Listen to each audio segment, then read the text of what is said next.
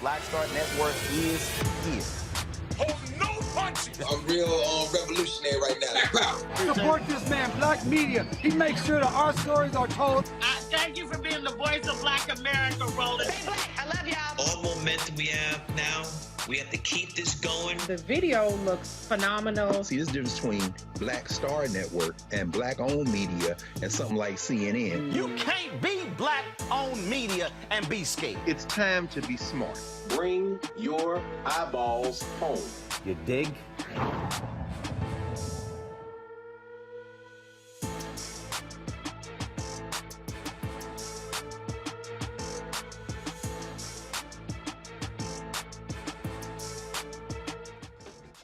We made it through the week. It's Friday, February 18th, 2022.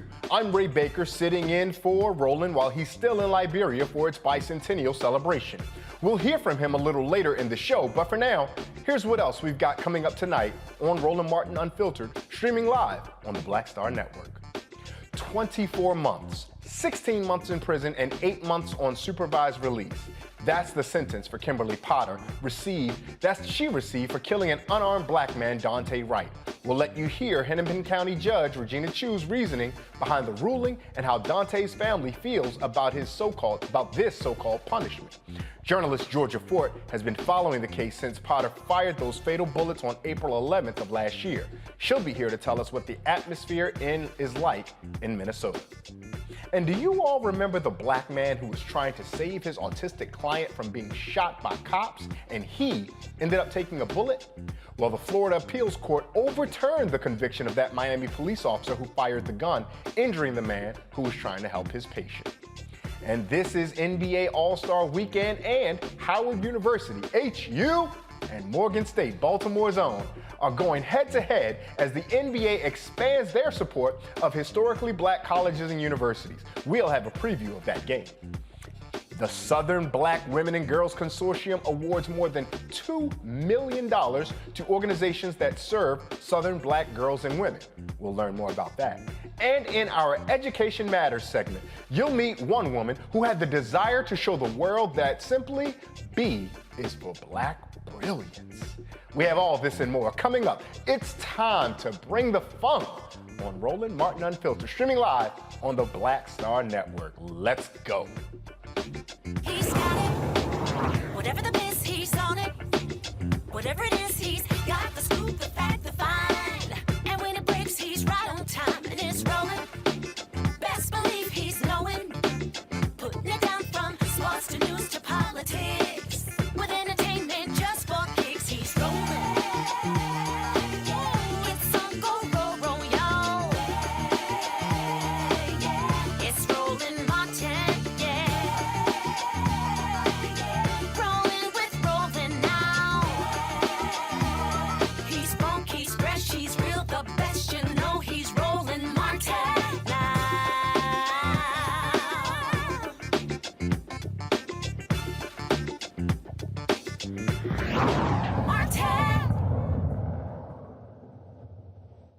They were so tied up into her feelings and what's going on with her that they forgot about my son being killed.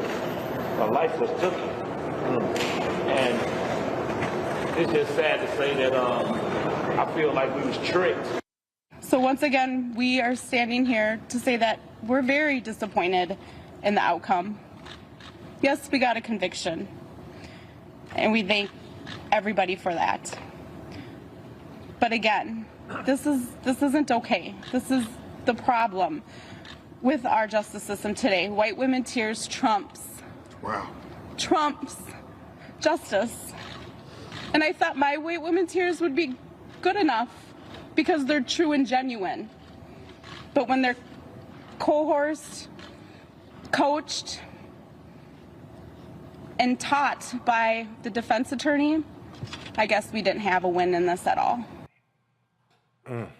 That was the reaction from Daunte Wright's mother and father after judge from Hennepin County Judge Regina gave ex-Minnesota police officer Kimberly Potter, who said she mistakenly pulled her gun instead of her taser, a 24-month sentence for killing her son.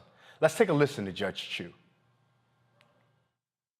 This is one of the saddest cases I've had on my 20 years on the bench.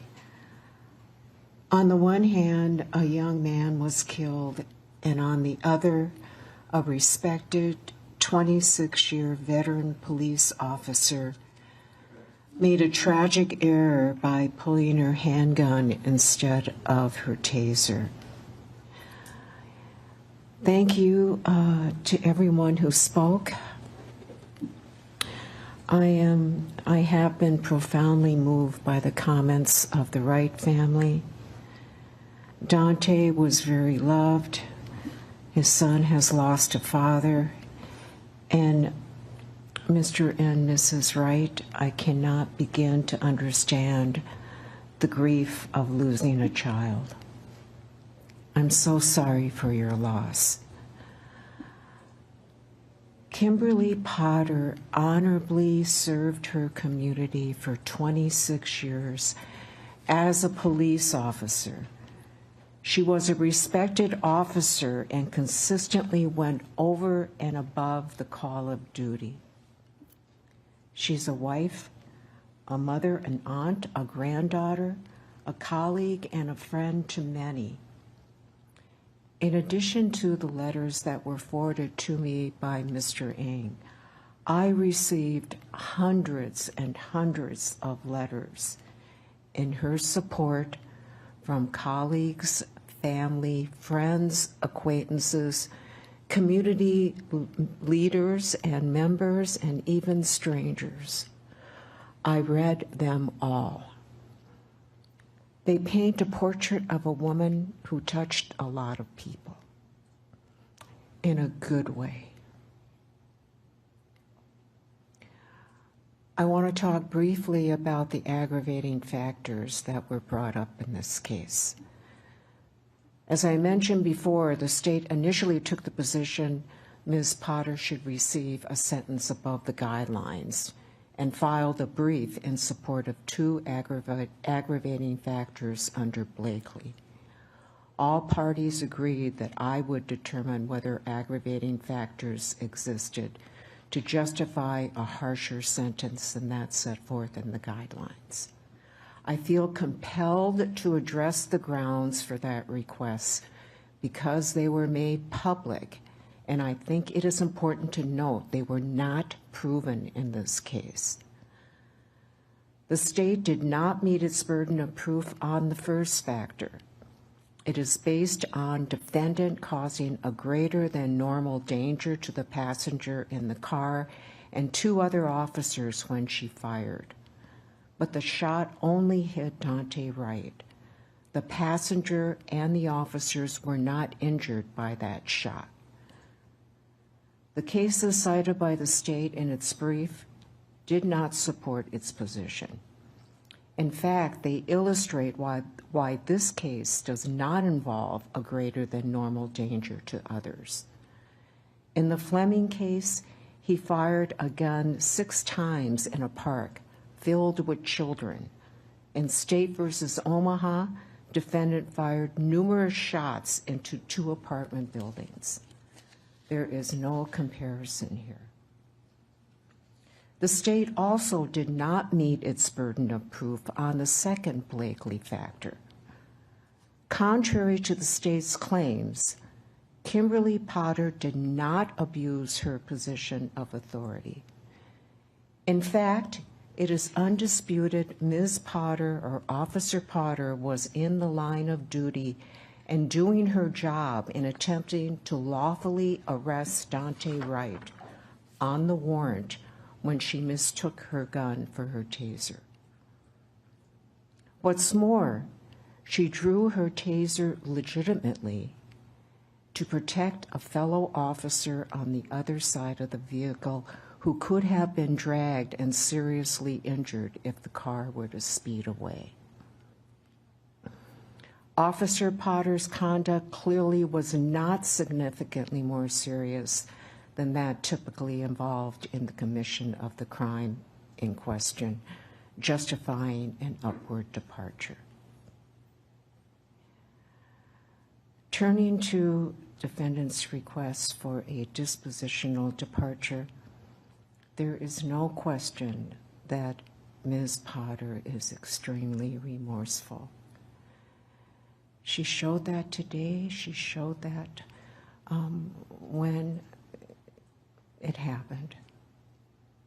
It is also beyond dispute that she is particularly amenable to probation. But the court retains the discretion to make departure decisions independently. The court is not required to depart even where mitigating factors are present, and that's set forth in State versus Birch, 689 Northwest 2nd, 276, affirmed by the Supreme Court, 707 Northwest 2nd, 660. This has been an extremely difficult decision. In making my decision, I look to the purposes of incarceration. There are 4: retribution, incapacitation, deterrence, and rehabilitation. 3 of the 4 would not be served in this case. Incapacitation refers to the physical removal of a convicted person to prevent them from committing future crimes. That is not an issue in this case. Kimberly Potter does not present a danger of future crimes, obviously.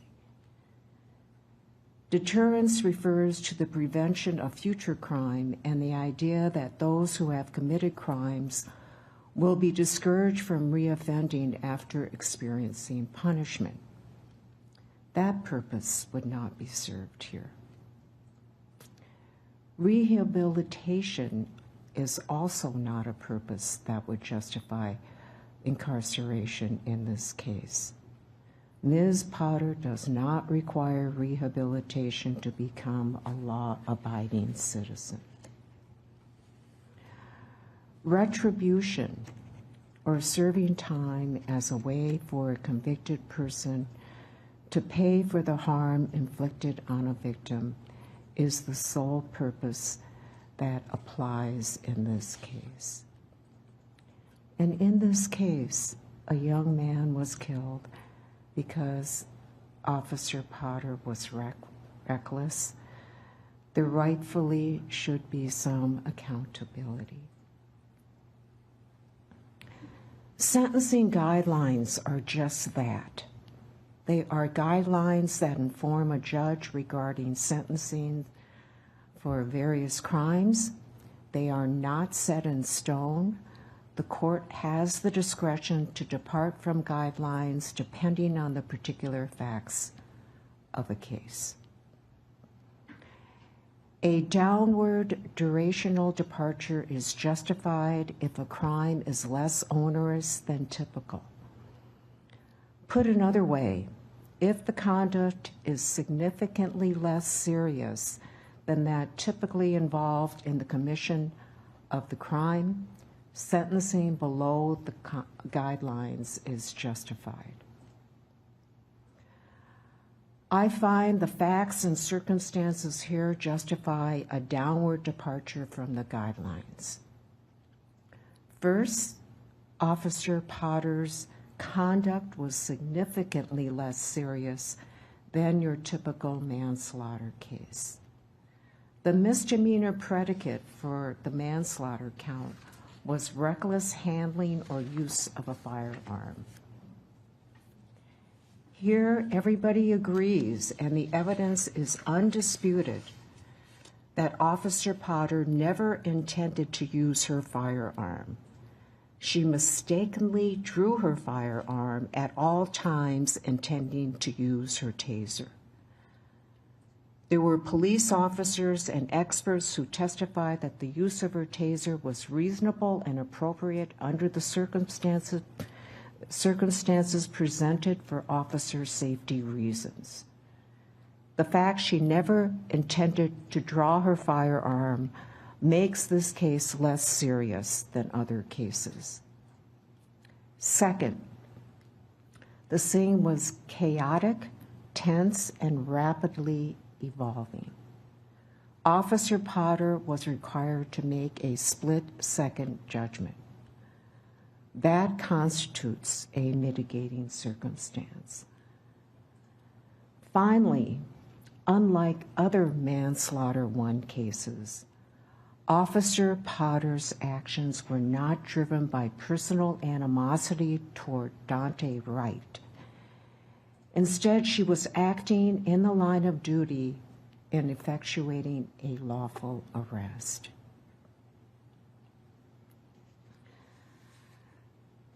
This case is highly unusual. The other officer cases tried in this court are distinguishable. This is not a cop found guilty of murder for using his need to pin down a person for 9.5 minutes as he gasped for air. This is not a cop found guilty of manslaughter for intentionally drawing his firearm and shooting across his partner and killing an unarmed woman who approached his squad. This is a cop who made a tragic mistake. She drew her firearm thinking it was a taser and ended up killing a young man. Ms. Potter, will you please rise? Given all these considerations and having carefully considered the comments of the family of both Daunte Wright and the comments of Kimberly Potter, as well as the arguments of counsel. It is the sentence and judgment of this court that you shall be committed to the custody of the Commissioner of Corrections for a period of 24 months. You shall serve 2/3 of that time, or 16 months in prison, and 1/3 on supervised release, assuming no disciplinary offenses or conditional release violations. You have credit for 58 days already served. Restitution will be reserved. There'll be a fine of $1,000 and a surcharge of $78 to be taken out of prison wages or due within 180 days. You must provide a DNA sample. You may not use or possess any firearms, ammunition, or explosives. You have the right to appeal the conviction and sentence. If you are unable to pay the cost of an appeal, you may apply for leave to appeal at state expense by contacting the state public defender. You may be seated, Ms. Potter. I'd like to make a few parting comments. I recognize there will be those who disagree with this sentence, that I granted a significant downward departure does not in any way diminish Daunte Wright's life. Potter was convicted of first and second degree manslaughter in December. Joining me now is journalist Georgia Fort, who has been covering this case in the Brooklyn Center. Georgia, tell us a little bit about what the atmosphere is like. We've heard from Daunte Wright's parents, but the activists who've been really agitating on the street, those who may have been in the community, the journalist advocates that we heard that responded to Amir Locke getting shot. I'm sure this has to have riled those folks up. Tell our audience about that, please. Absolutely. Well, there was a large crowd that was gathered here just moments ago, but they all now have gotten in their cars and they're traveling over to the judge's home to hold a protest outside of her home for this sentence that they say is both unfair and a slap in the face to the Daunte Wright family. And you're absolutely right. The trauma here in Minneapolis is compounded, not just this sentencing, but also that's on the backdrop of the federal trial that's happening now for the other 3 officers who are charged with the murder of George Floyd. And then we know that Amir Locke was fatally shot and his parents said their final goodbyes at his funeral on Thursday. And so all of these things are compiling again, right? And what a lot of people don't know about the city of Minneapolis leading up to the murder of George Floyd was that there was a compounding of trauma that happened at that time with the death of Jamar Clark, as well as Philando Castile, and so many others. And so what we heard from activists today outside of the Hennepin County Government Center was that they feel that the people in power, the mayor, the interim police chief, legislatures, lawmakers are not listening. There were nearly a dozen bills that were presented to lawmakers here in Minnesota immediately following the murder of George Floyd. And activists today are saying, why didn't those bills get passed? Activists here today were saying, why did the bills that got passed, why did they get watered down? And, again, even in this situation where there is a conviction, it doesn't match up to the amount of time that Mohamed Noor got here in the city of Minneapolis when he said he mistakenly fatally shot Justine Damond, who was a white woman. And so, again, what we're hearing is that there are 2 justice systems, one for white America and one for Black America. Georgia, I'm glad you brought up the example of Mohamed Noor because Judge Regina Chu brought that up, and I thought that was particularly curious because sure, we can make an observation that perhaps this exchange was uniquely different than Derek Chauvin and George Floyd. But this exchange seemed very similar to Noor and Miss Damon, who were killed because they both responded out of fear, intensity of the moment, and in a mistaken behavior. But Judge Chu seemed to see a difference between the two. I'm not going to ask you to weigh in legally, but does that seem to hold any water to any of the people you were talking about or any of the lawyers you may have interviewed? Well, even with Muhammad Noor, it was very convenient that there was an unraveling of justice in that case because he did appeal and he won his appeal. And so his sentence was reduced shortly before this trial started. And so a lot of people pointed to that because, and this is so significant from a legal standpoint, because Muhammad Noor's case was the precedent in both of these cases, right? Especially we heard it cited a lot in the Derek Chauvin trial. And so for Muhammad Noor to win his appeal, it unravels the foundation that specifically the Chauvin trial was set on. And so while these cases are very different, the details and circumstances are different, there, for the community at least, is an interconnectedness to the way in which the judicial system and the criminal justice system and the police department and how all of these components are working together to produce outcomes that are unfavorable to the Black community. And so when you juxtapose Muhammad Noor's sentence to Kim Potter's, it's not fair. It doesn't compare, although the circumstances are, yes, very similar. So one of the things I'm also curious about is that our national organizations sometimes are not consistent or in the same lockstep with what the local branches in those places are. Now, the NAACP has released the following statement. I believe this is from the national office. So hang tight one second. I'm going to read their statement. The NAACP stands with Wright's family in collective outrage as we witness yet another injustice in Minnesota.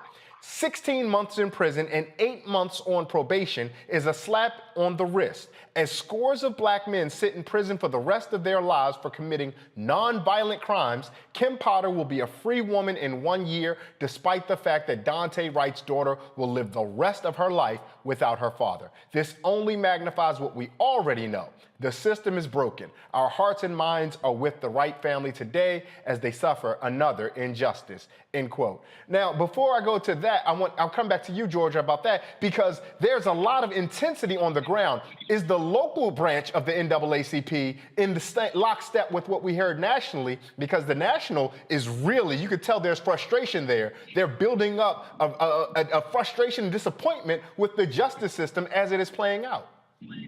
Yeah, absolutely. The NAACP here locally has been extremely active throughout each one of these cases. And, when you talk about from a national standpoint in comparison to being local here on the ground, is the narrative matching up? One thing I really, really want to point out is the simmering and the brewing of all of these things happening and the collective trauma that the community is experiencing. It's very parallel to what we were experiencing before the murder of George Floyd. And so the question becomes, if corporations and businesses don't want to see that level of destruction, then when are they going to intervene and start using their political power and their corporate power to get some of these bills passed, get some of the legislation that the community was presenting forward? When are they going to use their voice and offer resources even for the trauma that the community is experiencing? And so from a local level, yes, absolutely, the NAACP has been in lockstep with the community and the Wright family. And one thing I haven't heard much on a national level that I'm hearing locally is the idea of anti-blackness in the Asian community, with Regina Chu being an Asian woman and this sentencing being so favorable to former officer Kim Potter. It has raised some questions within the activist community because there's been so much solidarity and the protesters that we see come out is a very diverse group here in Minneapolis. But there has been this reoccurring question about anti-blackness in the Asian community. And I think that this has reignited that conversation. I want to ask a little bit about that, Georgia. Are folks that you're talking to and engaging with, are they moving forward with a hostility toward Asian Americans, believing that there's anti-blackness, or are they skeptical of anybody who is now buying into the justice system as it exists, because whomever is now an officer of the justice system is now reflecting the same anti-blackness that our justice system is doing? Well, I wouldn't say that there's anger. I don't think people here are upset with the Asian community, but I think that there's been some pushback in the Asian community that anti-blackness doesn't exist. It's not a thing within their community because they're also people of color.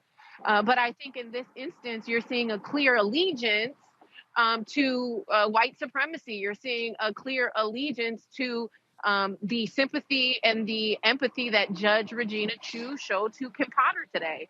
And so I think it's reigniting the conversation that anti-blackness is a real thing. And just because you're a person of color doesn't mean that you too can't have those values of anti-blackness. Now, I'm going to bring a panel in after this question, but I've got one more question for you, Georgia, right before I go to the panel. When we saw the unrest after George Floyd and the rebellion after George Floyd, the weather actually was an important factor because the weather was comfortable enough that masses of people could get outside comfortably to get engaged in the protests. To ultimately, we saw what happened with the 3rd District Police Station. We can see you right now. It does not look comfortable, to be honest. And so do you think that the bitter cold of the weather will discourage the groundswell of human beings who would otherwise be involved in activist behavior? Well, I think that we've seen the activist community here get pretty creative with the way that they protest. We've seen a number of car caravans that have happened during below zero weather, where you'll see hundreds of cars taking to the street, honking their horns as a form of protest, still having signs displayed, around their car or holding signs outside of their car. So we've seen people get pretty creative and still trying to show up and be disruptive. We've had a number of sit-ins at City Hall where activists and students come into City Hall and they sit in because it's warm. But in terms of the numbers outside, it's a little hard to say. Today is extremely frigid cold. However, about 2 weeks ago, there were thousands of people who came out in the frigid cold to demand justice for Amir Locke. And so it can be challenging to try and anticipate the pulse of these protests and when people are going to show up and what different factors, play a role. There's also been a number of communication disruptions that I've heard from activists who say that they will post an event on Facebook, a protest event specifically, and the time gets changed. And so people are confused about what time to show up. So there's been some interesting things that have happened within the activist community here. But in terms of numbers, I mean, just last week, we saw thousands of people out in the street demanding justice for Amir Locke. And so we're going to continue following the community response to the Kim Potter sentencing. Like I said earlier, there was a number of people gathered here moments ago that have now left in a car caravan to the judge's house. So I'm actually going to head over there and live stream what that scene is like as soon as we get done. Real quick, before you go, tell folks where they can find and follow that live stream so they can also get up to date if they can't catch it right now because they're watching the show. But if they want to come back a little bit later and make sure they've taken a look at it, tell folks where they can find that. Absolutely. If you look up georgiafort.com, you can connect to all my social platforms, and we'll be live streaming to Facebook, YouTube, and Twitter. Georgia, stay warm. Go get somewhere warm. We thank you for being on the ground covering this. Enjoy your weekend. Absolutely. You as well. Thank you so much. We're going to pivot and bring in our panel now. We're joined by Michael Imhotep, the host of the African History Network show, Kelly Bethea, JD, communication strategist, and Xavier Pope, host of Suit Up News and the owner of Pope Law Firm. Everyone, thank you so much for joining us. Xavier, I'll start with you because this is a legal question. You heard Georgia and I call back to Muhammad Noor's example when Justine Damon, Miss Damon was shot, and how similar it looked to us, but neither one of us are legal experts, so I defer to you. Am I out of bounds for trying to compare these two incidences? No, you're not out of bounds for comparing the incidents. In terms of a mistake being made by the officer. And even if it's a reasonable mistake.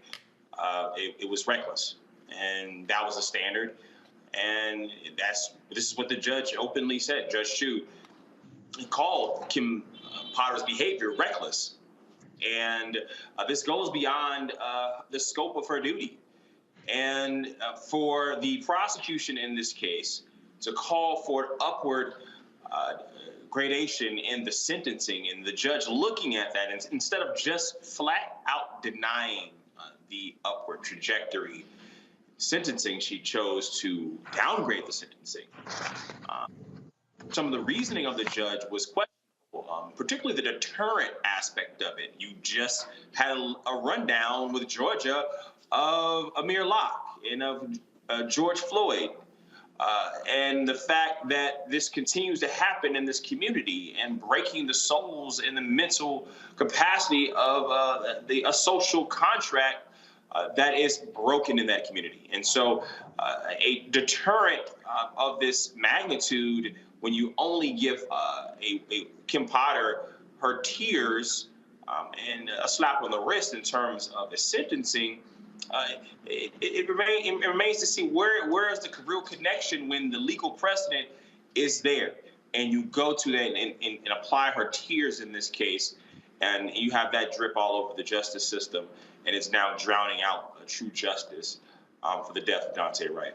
I appreciate the wordplay there, the tears dripping over the justice system. Kelly, as a communications expert, I'm curious about what the historian Errol Lewis calls the semi-public transcript, which means that thing that's being communicated that we haven't quite heard explicitly, but all of us are clear to hear. And so when we see and we hear Daunte Wright's mother say, I thought that my white tears might matter because they're legitimate, but then we hear that Ms. Chu observes the behavior of Ms. Potter in the courtroom, and that means something in a way that seems to supersede what else was there. What do you think both law enforcement officials and citizens in Minneapolis and Hennepin County, what do you think they heard when they hear this verdict? I think they heard that Black lives don't necessarily matter, and the threshold for a Black life to matter is so high that not even the justice system has that standard, really. And I kind of alluded to this back when the verdict came down for the George Floyd case, in that they basically set the bar incredibly high. Like the reason that he was sentenced, found guilty, all of that, I'm talking about Chauvin, it was beyond the standard of beyond a reasonable doubt. There should have been no question that man should have been convicted and sentenced. But we had to basically put on a trick pony show and dissect a man's life and dissect the last 8 minutes of that man's life down to the millisecond, so that other people could see that not only did this Black man's life matter, but that someone who thought it didn't matter took it.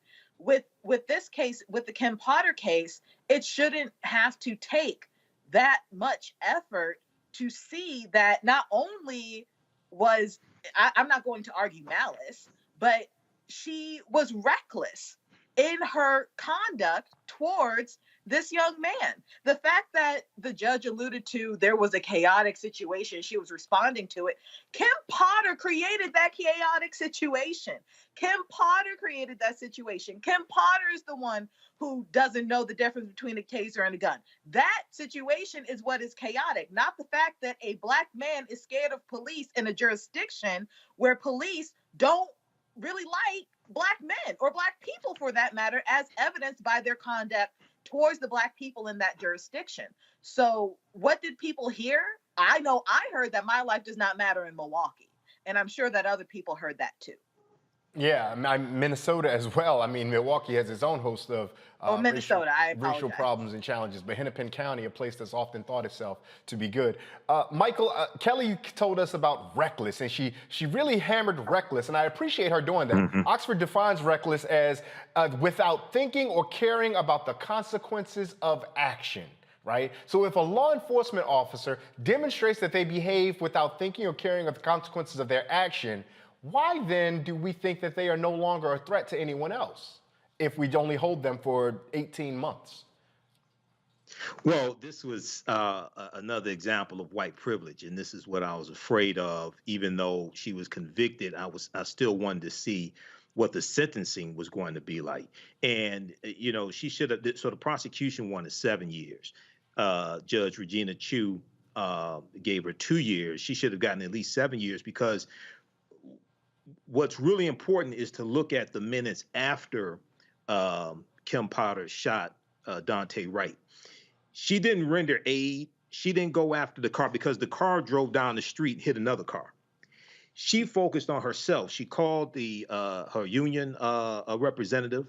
She said that she grabbed the wrong gun. She said she's going to jail. She focused on herself. She didn't focus on Daunte trying to save his life.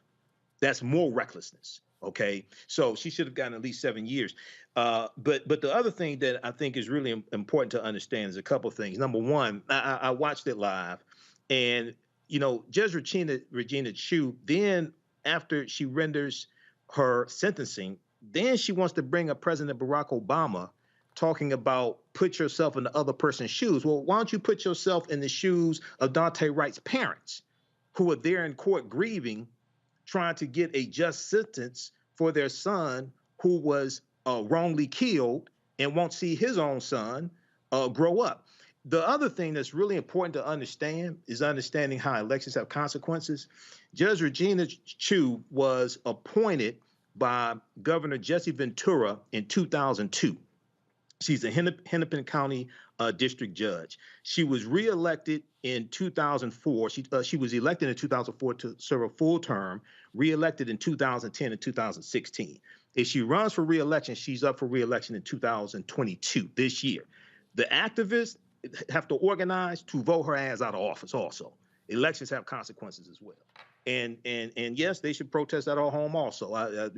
This is serious. And lastly, we talked about the George Floyd Justice and Policing Act. Where are the corporations that put out statements when George Floyd was killed and pledged money and things like this? They should be putting pressure to get the George Floyd Justice and Policing Act passed. It already passed the House of Representatives 220 to 212, March 3rd, 2021. No Republicans, I want everybody to understand me, no Republicans in the House of Representatives voted for the bill. The one Republican who did put out a tweet, said he made a mistake and was going to change his vote.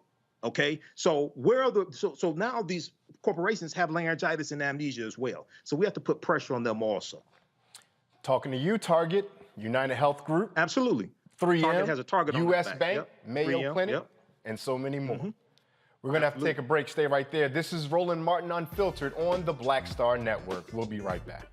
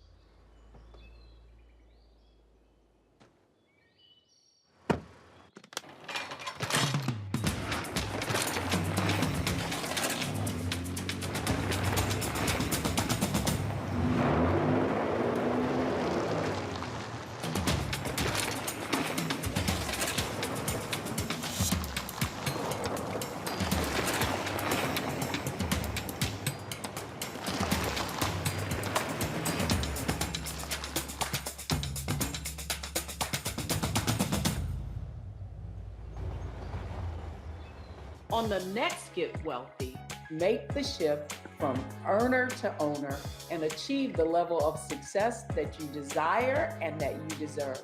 You have to know your worth. You can't settle for what someone is going to give you.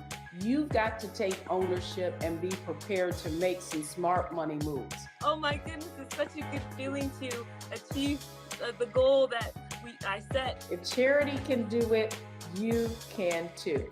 So watch Get Wealthy on the Black Star Network.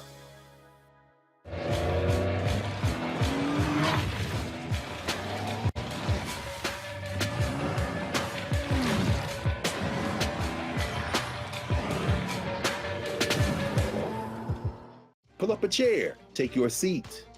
The Black Tape, with me, Dr. Greg Carr, here on the Black Star Network. Every week, we'll take a deeper dive into the world we're living in. Join the conversation only on the Black Star Network.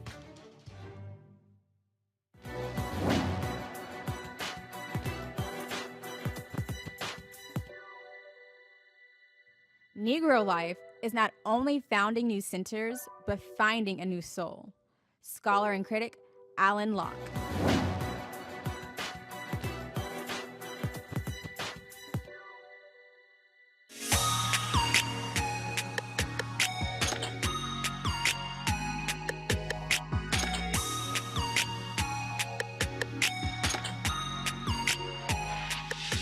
Liberia, like the rest of the world, has been greatly impacted by COVID. But a strong-willed Liberian woman who spent 30 years here in the United States, in New York City, made it her mission to do all she could to keep Liberians safe. Roland Martin caught up with her. What do they want to do? Someone went to go to the States because they have 2 homes. So they felt the weight. Now, we are beginning to bring it down. I am the national coordinator for COVID-19 response in Liberia, appointed by the president.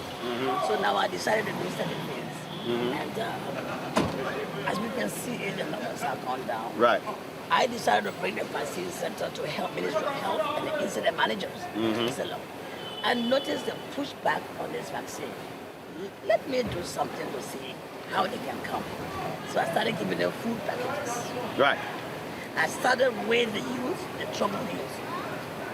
And they started coming in, get the packages from them. They called their friends to come in. So we vaccinated 400 of them. There you go. And then you have women coming in. Right. Young people coming in. Now we have the 12 to 17. They're not supposed to come here, they're supposed to be in the schools. Right. But they are coming to. Okay. Our platform is the best. We do it all the way. You come in, we register you, vaccinate you, we observe you, then we certificate you. You have to have that PRN, that vaccine registration number. It's for all over the world.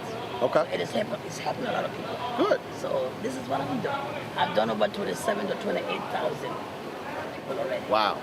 In this little space. Got it. Yes. All right. We're working 7 days a week. Okay. And the message is out, everybody's coming. So I'm very pleased. All right. Great job. Yeah, you haven't had any deaths at all. Wow. Even the cases, they're all the way down. Good. There are some days that they are just 2, some days 1, some days 0. Glad to hear. No deaths. Glad to hear. Yes. That's how you do it. For the purpose of, give your name.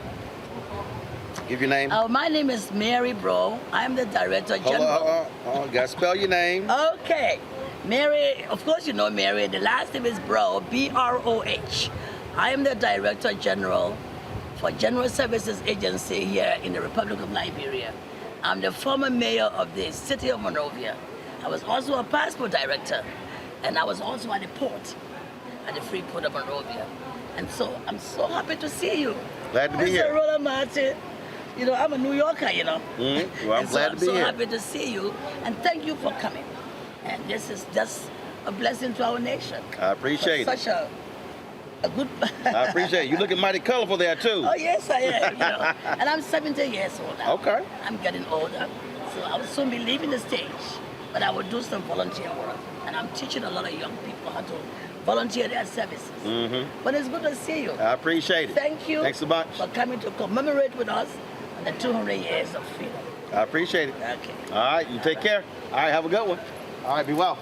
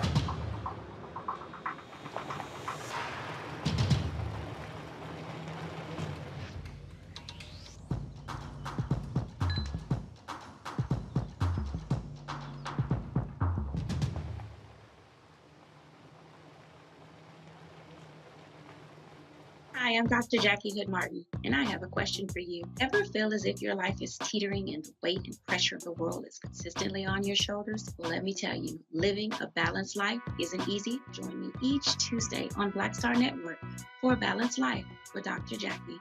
We'll laugh together, cry together, pull ourselves together, and cheer each other on. So join me for new shows each Tuesday on Black Star Network, A Balanced Life with Dr. Jackie.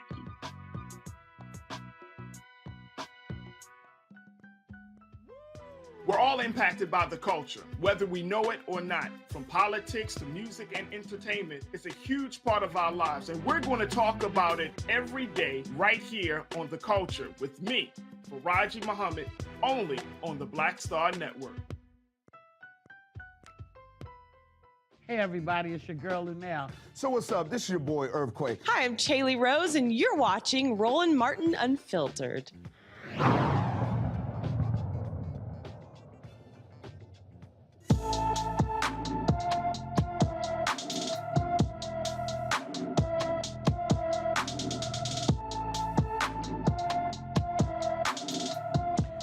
Treasure Dorsey disappeared from Norfolk, Virginia on February 11th, 2022.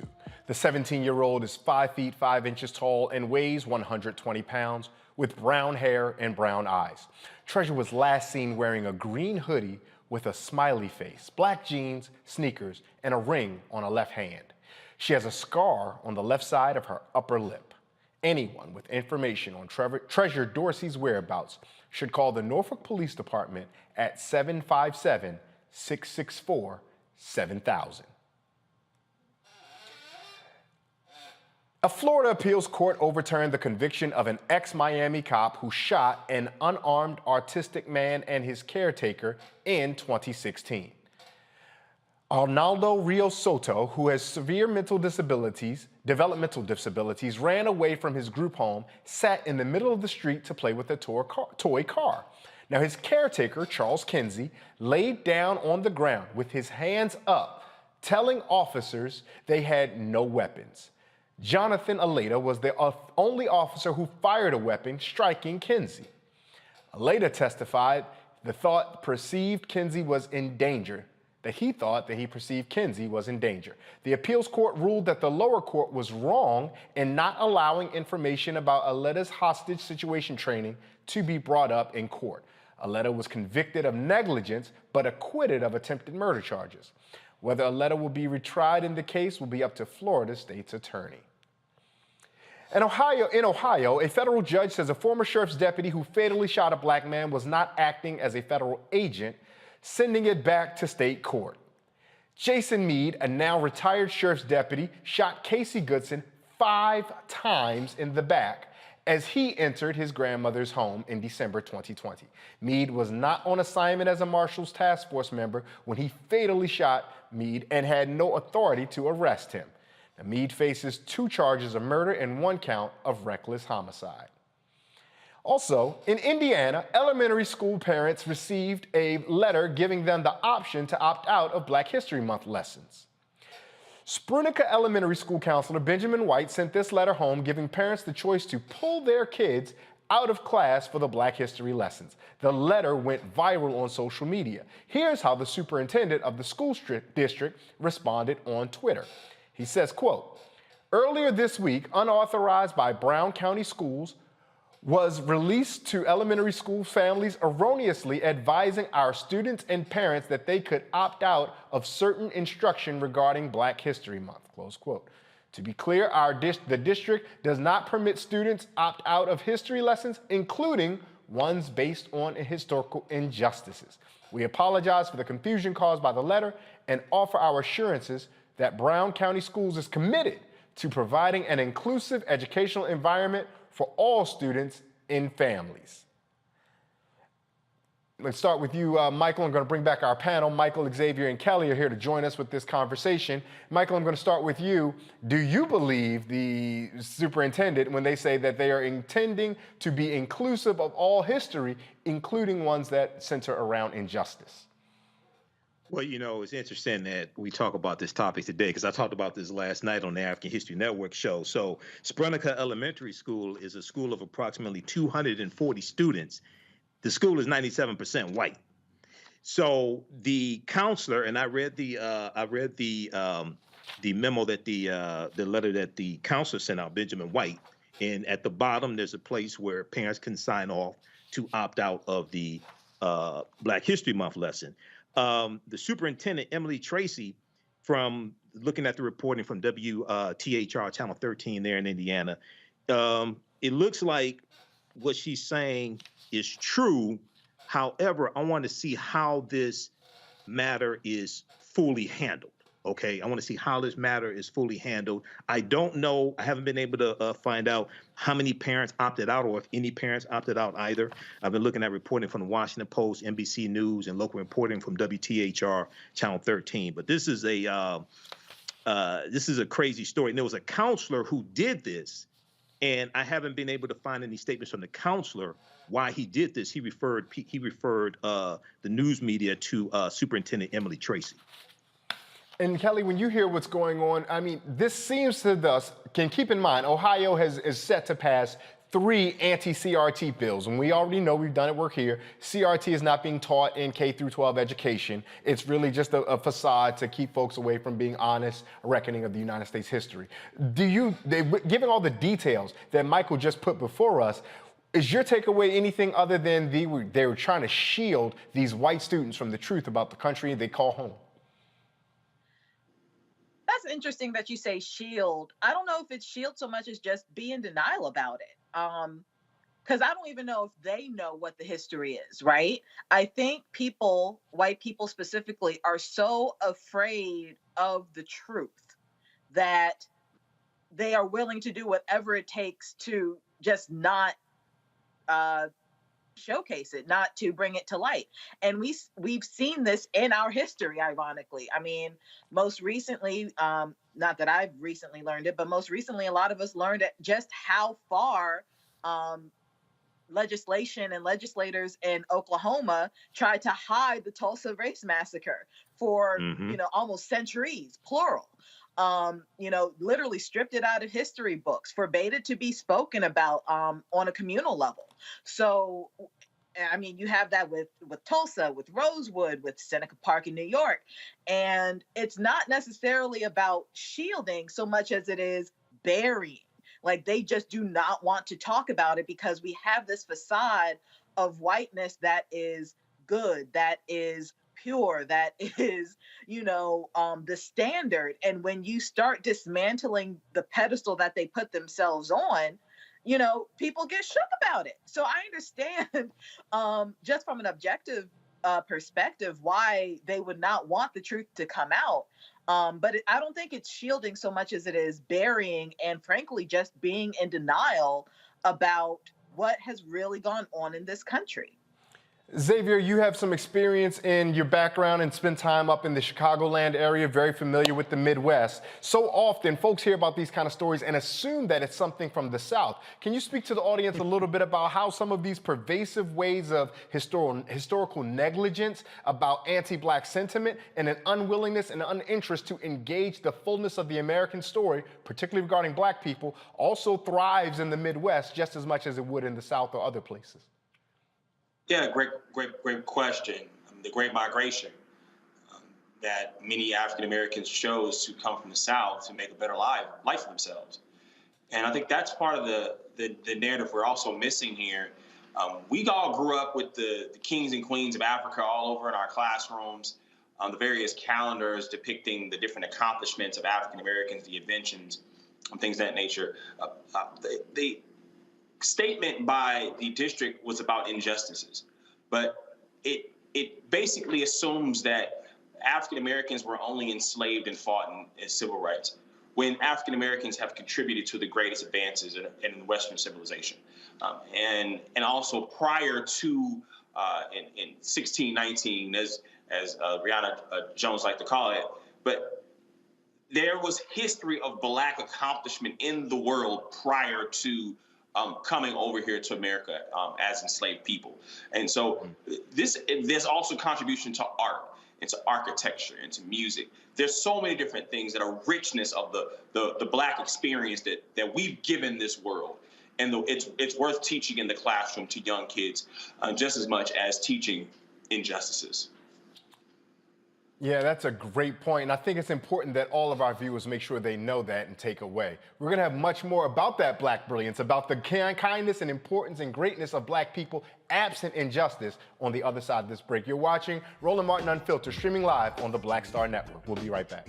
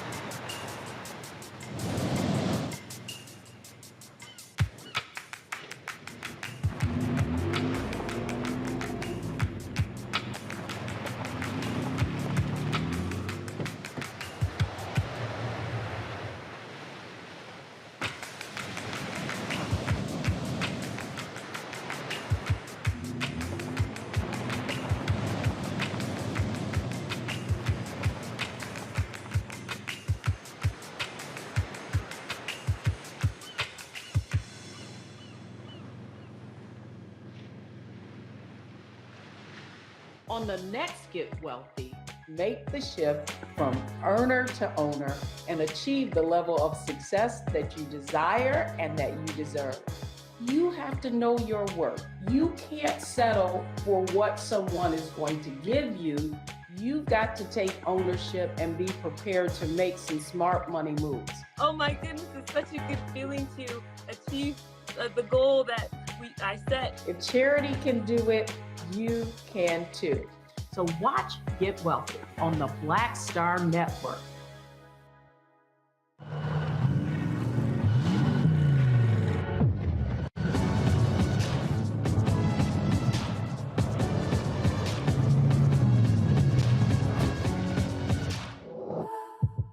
Pull up a chair, take your seat.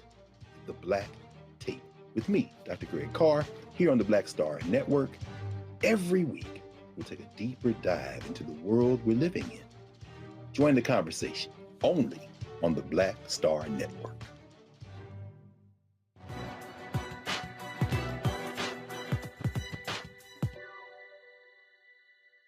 History and experience should not be ignored.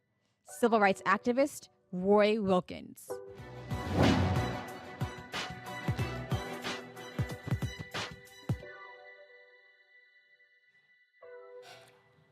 The first ever NBA HBCU Classic between the Howard University, HU, and some school in Baltimore called Morgan State University will take place in a nationally televised game for All-Star Weekend, a part of the NBA's All-Star Weekend festivities. The league is expanding its support of historically Black colleges and universities with this. Now, tomorrow's game will be broadcast on TNT and ESPN2 from the Wolstein Center in Cleveland State's home arena. Not only will these two HBCUs get national exposure, but each school will also receive a $100,000 donation from the NBA and AT&T.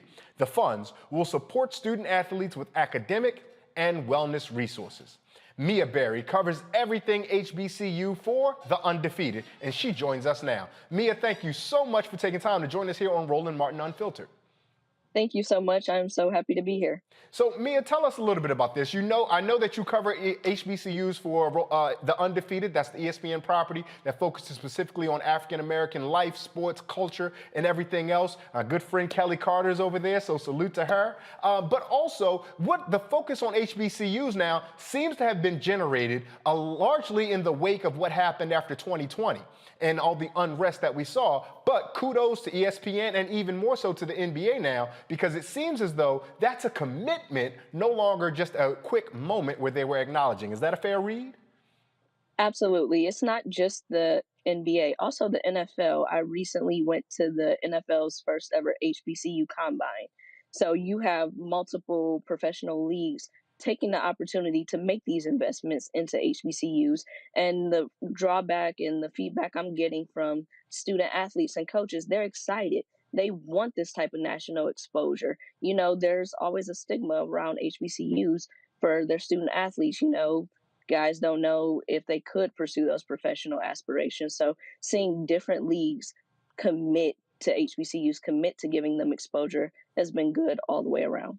Now, what's interesting, you mentioned the NFL, and we'll only stay there shortly because I know this is a conversation about the NBA. What's interesting, there are several HBCUs who have more Pro Football Hall of Famers than some of the big schools we might have heard of. You can consider, for example, Jackson State, obviously Deion Sanders there, home of Walter Payton, and many countless others. Morgan State University has put plenty of people into the National Football Hall of Fame, and I don't even think Ole Miss has as many as some of the schools in Mississippi. So some of the HBCUs there. So is this energy that you're seeing not just from the students, alumni, and parents at the HBCUs, but the larger communities around those HBCUs? Are they rallying around sports there?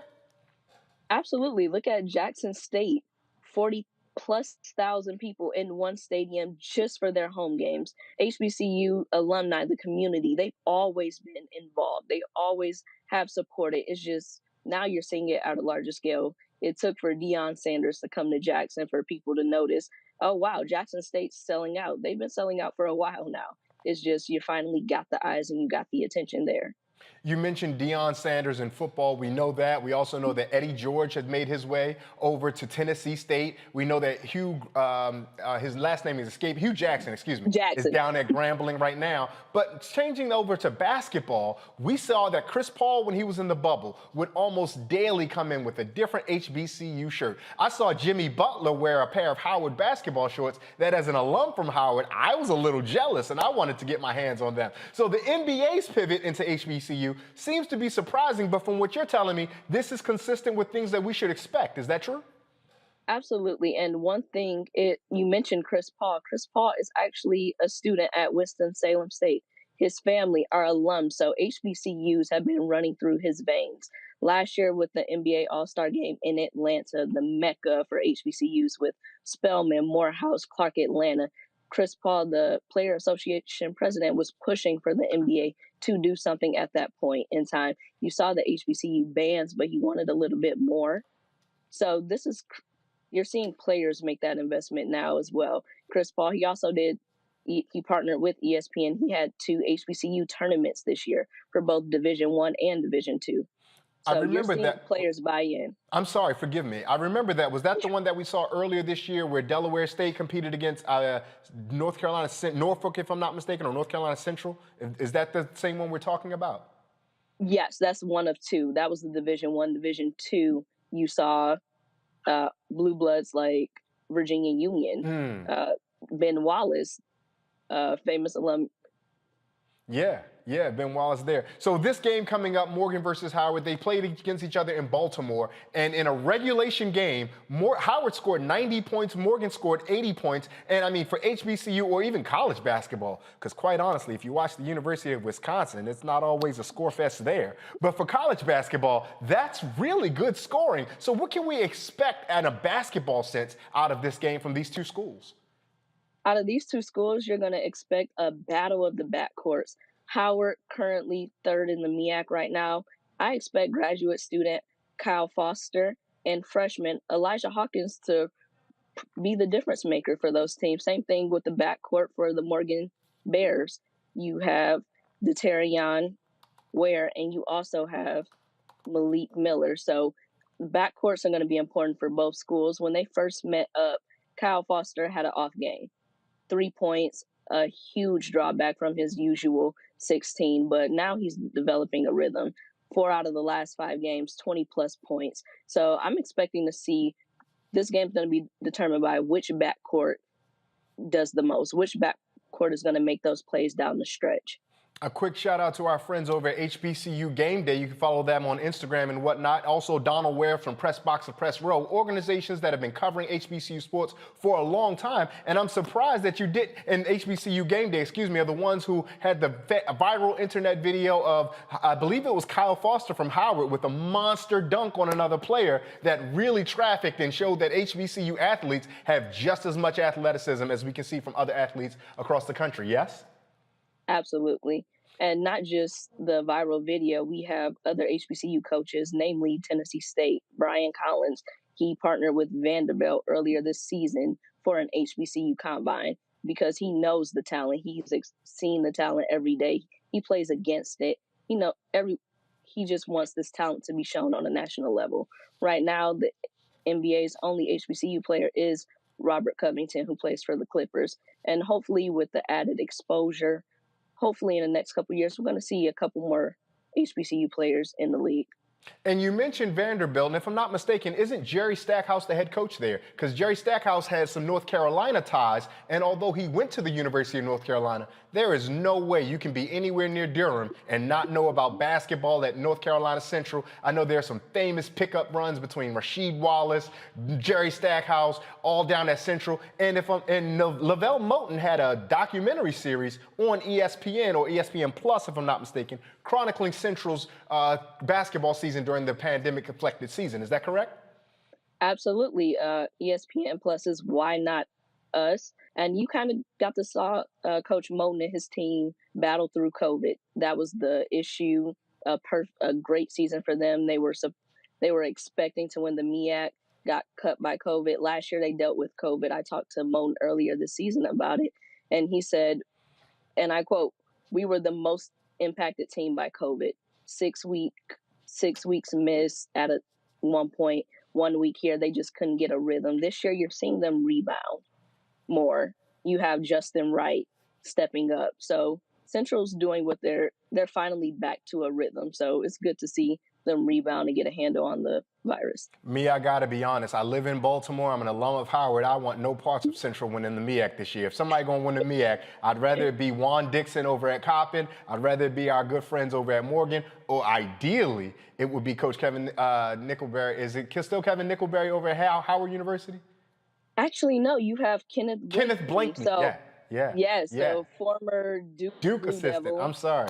Coach Nickelberry was really good to me. I guess that's why his name is still in his top of my head. Now, beyond the court, we know that AT&T and the NBA are making financial contributions to student athletes, but there's a unique spot that student athletes play at HBCUs because we remember the former Ohio State quarterback who said, I didn't come to college to play class, I came to play football. But at historically black colleges and universities, our professors there ensure that our athletes, while they are playing sports, you're here to learn something. So talk to us a little bit about how this contribution can benefit the scholastic career of these student athletes.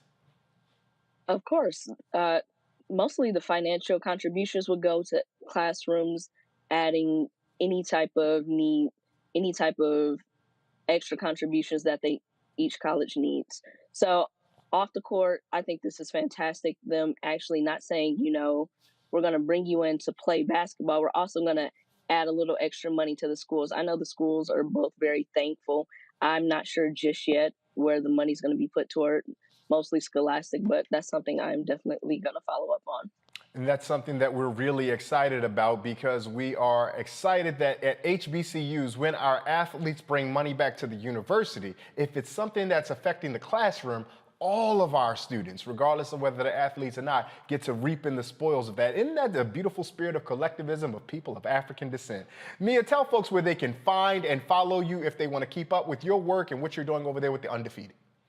Absolutely. If you want to follow my work, you can see it on www.theundefeated.com. And you can follow me on Twitter at I am Mia Berry. Mia, thank you so much for your time. We appreciate you taking time to converse with us right here on Roland Martin Unfiltered, streaming live on the Black Star Network. Have a great weekend. Enjoy All-Star Weekend. Who's your pick for the All-Star MVP before we let you get out of here? I'm going to go King James. Oh, I think he's getting a little old. He might not want to participate in all the All-Star games or anything like that. But we appreciate you. And you know what? Before I let you go, though, not just who's your pick for the All-Star, three-point contest. You got a favorite? Ooh, not just yet. It's a toss-up for me. Three-point contest is never who you think is going to win is going to win. That's true. That's true. And the dunk contest. I like Jalen Green. As someone that's seen him in person, his athleticism, his bounce is phenomenal. I can't wait to see. Hopefully he comes up with something creative. And the most important question of the weekend, who's going to win tonight's Celebrity All-Star Game MVP? I have no idea. They didn't teach you that in journalism school, did they? That you would come on television and someone asks you who's going to win the Celebrity Game MVP. Well, that's what happens when you come on Black Media. We're going to have fun. We're going to make sure we get the information out, but we're going to have some fun with you. Yeah. Mia Berry, thank you so much for your time. We look forward to all your fantastic reporting on HBCUs here at The Undefeated. Thank you. Thank you for having me. Now, in other news, a federal judge says he's dismissing a lawsuit challenging Arkansas's new state house districts as diluting the influence of black voters unless the Justice Department joins the case. Now, that's some new information, but U.S. District Judge Lee Rudofsky gave the Justice Department 5 days to join the lawsuit as a plaintiff. Two groups are challenging the new districts for 100 House seats. The ruling comes days before the one-week filing period for state and legislative offices begins in Arkansas. The redistricting plan created 11 majority black districts. The group says there should be more. Going to go back to our panel now. We're joined by Xavier Pope, we're joined by Kelly Bethea, and also Michael Imhotep. Kelly, we're seeing all types of redistricting challenges and issues squaring off in courthouses all across the nation. Should we be looking at this as an isolated incident regarding Arkansas, or should it be taken in the most aggregate form that's there?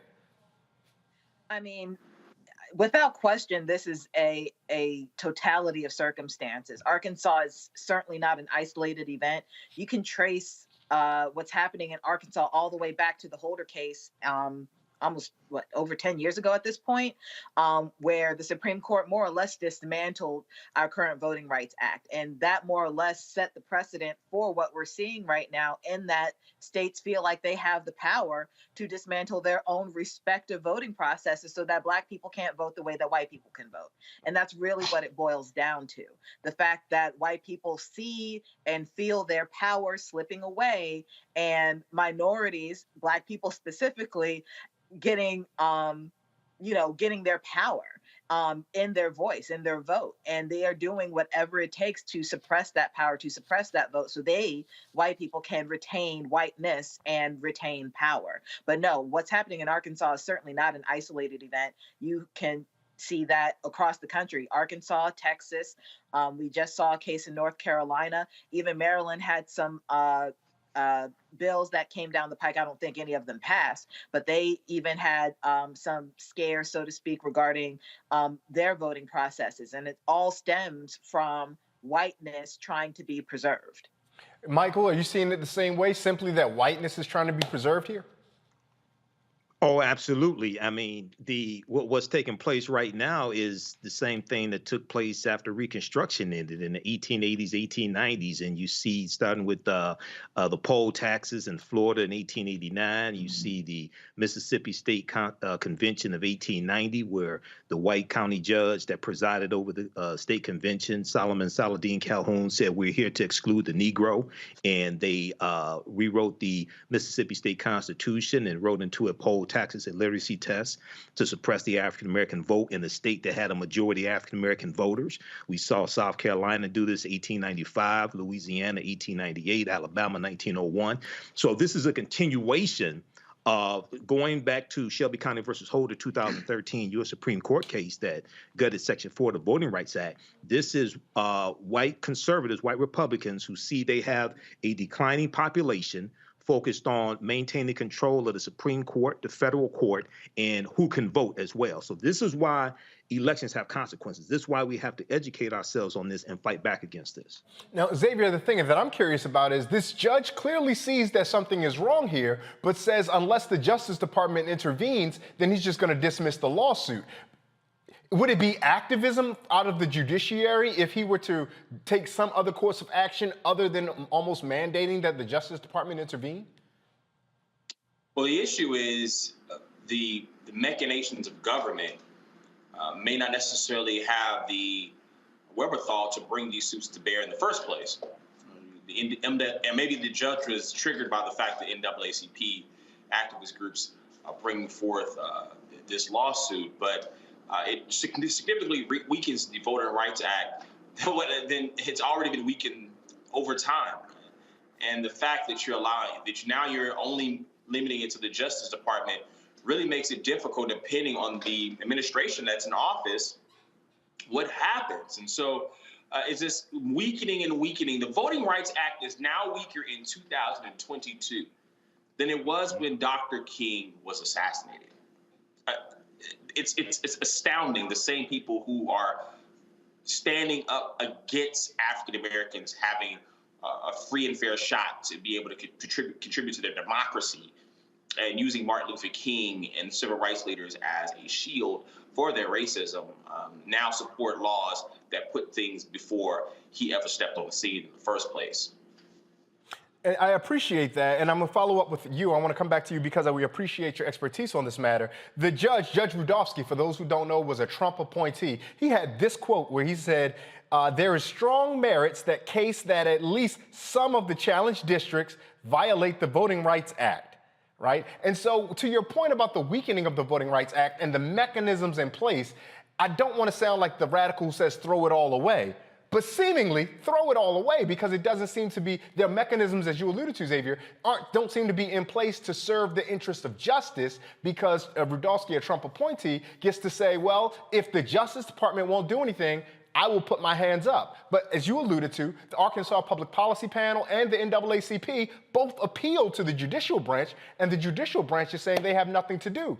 Is there, I don't want to be so pessimistic to ask, is there any hope for the system as it is? But quite honestly, is there any hope for the system as it is? We have to have hope for the system. I mean, otherwise, what are we doing here in the first place? That's number one. Number two, like was mentioned earlier by my colleague, elections do have consequences, and all the different Trump appointees, we look at the Supreme Court and what's happened at the highest level, but all through the different levels of the judiciary, well, there are a bunch of Trump appointees, and many of them not necessarily qualified to do the job to even sit on the bench in the first place.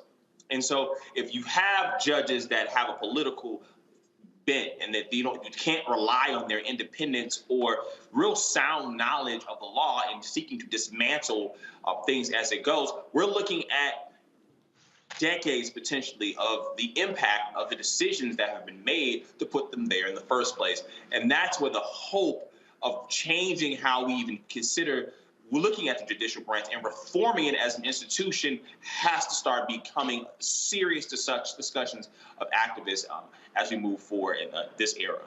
One of the things I'm curious about, Kelly, is that we saw that out of 100 House districts, only 11 of them will be majority black, but Arkansas has a 16% black population. The numbers just aren't adding up, even when it's obviously there to add up in that way. And so beyond the limits or the constraints of the system that we have, and beyond the question of voting, what recourse do black Arkansas residents, and forgive me for not knowing how Arkansas residents define themselves, but what course of action do they have beyond the course of voting? I'm not entirely sure. I mean, you certainly have protests. You certainly have boycotts. You can find out who these legislatures support and boycott those businesses. There are recourses. It's just a matter of exactly what they are, how serious are people when it comes to preserving the right to vote.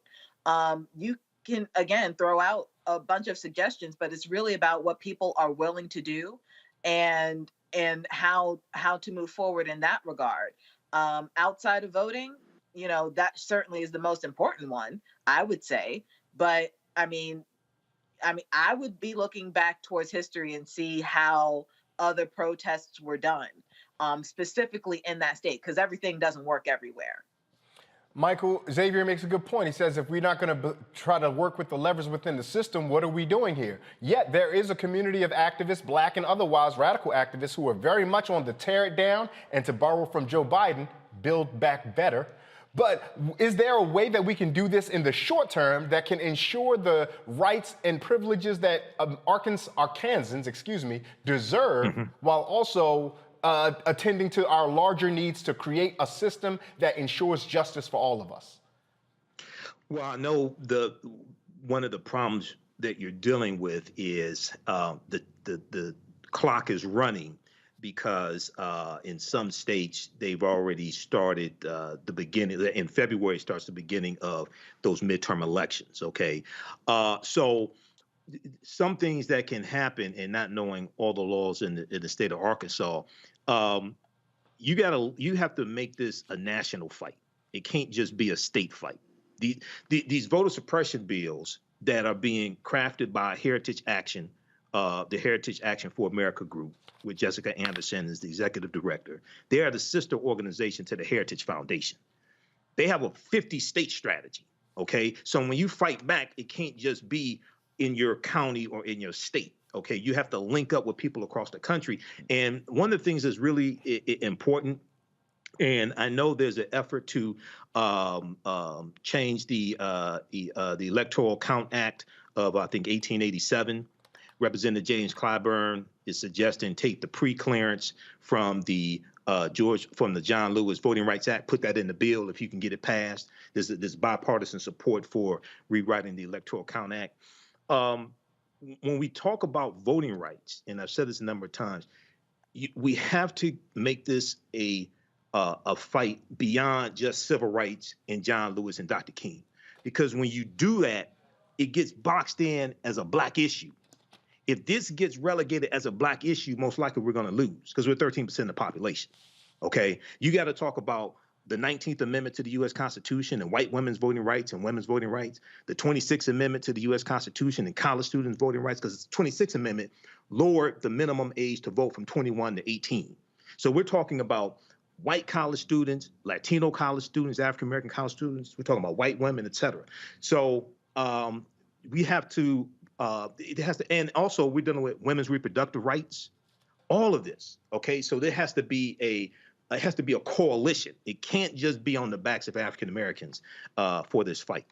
Now, Michael, let me push back for a second, because you noticed that you mentioned that this should be a national strategy, a national fight, but we remember the quip that was most famously used, although not originated, by former Speaker Tip O'Neill: all politics is local. And forgive me for borrowing the names that you just asked us to go beyond, but even with regard to Dr. King or with regard to John Lewis, they made their names doing specific local organizing. And so how do you recommend or advise those Arkansans who are activists in this space to do that local organizing to ensure justice for them in their home state, while also incorporating the larger strategy that you're talking about?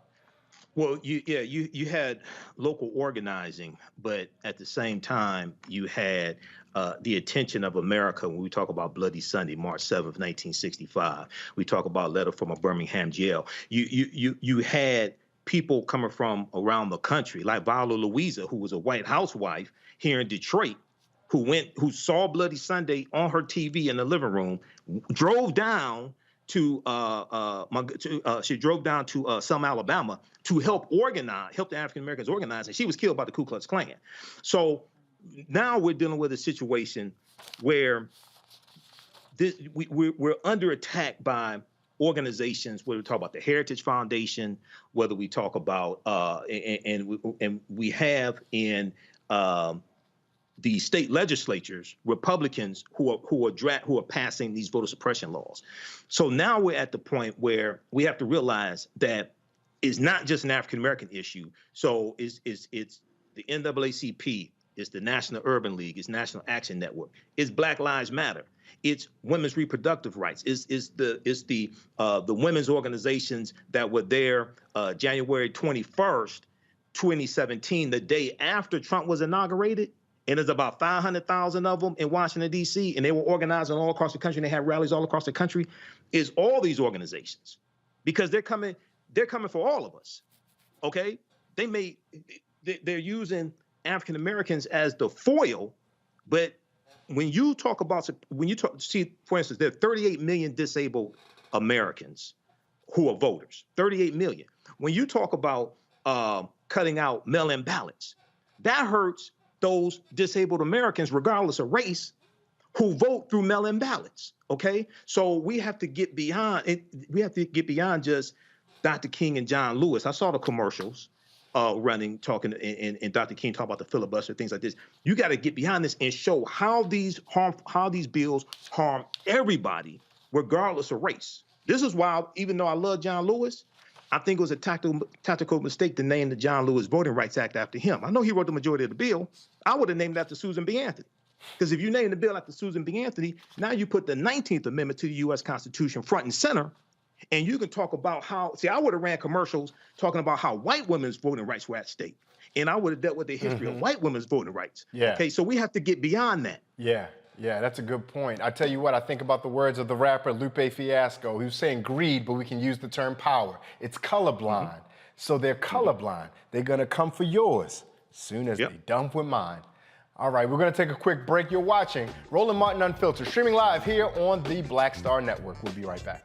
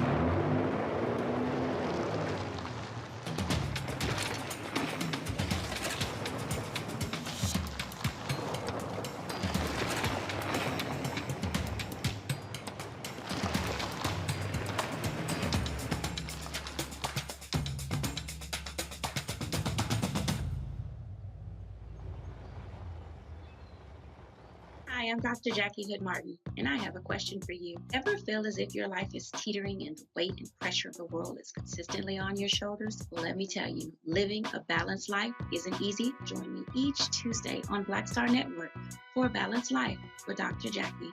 We'll laugh together, cry together, pull ourselves together, and cheer each other on. So join me for new shows each Tuesday on Black Star Network, A Balanced Life with Dr. Jackie.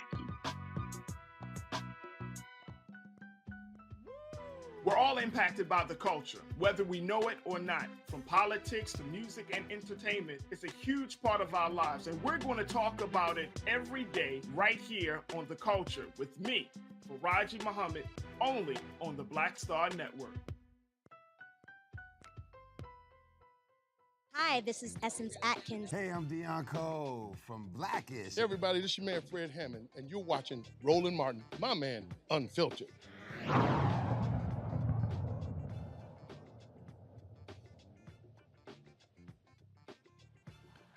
Organizations supporting Southern Black women in about a dozen states will get financial help from the Southern Black Women and Girls Consortium.